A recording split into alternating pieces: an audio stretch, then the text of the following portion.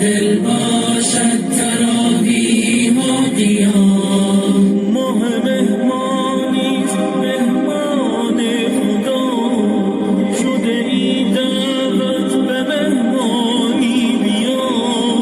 بنشین بر سفره خوان خدا، نوش جان کن از مناجات و دعا.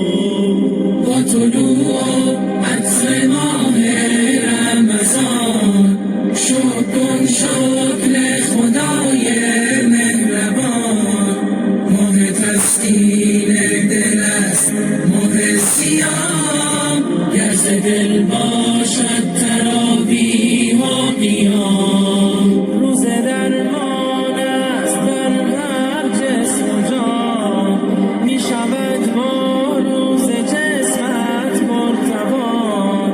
هم شود با روز صبر تو زیاد، چون بیاری مستمندان را بیار. با طلوع عطر ماه رمضان شکر کن شکر خدای مهربان. ماه تسکین دل است ماه صیام، گر ز دل باشد تراویح و قیام. روزگاری حکم شرع و سنتت، جزو رکن دین برای امتت.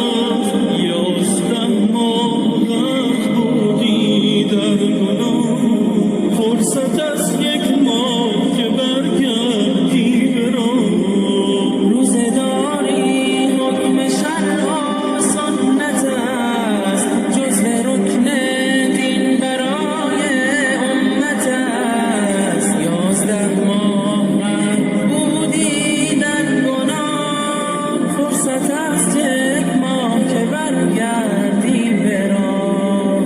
با طلوع عطر ماه رمضان شکر کن شکر خدای مهربان.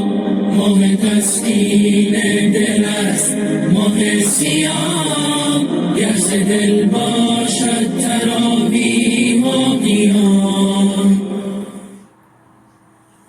است بر هر جسم و جان، می شود با روز جسمت مرتبان.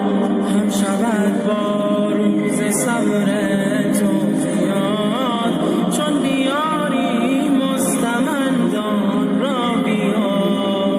با طلوع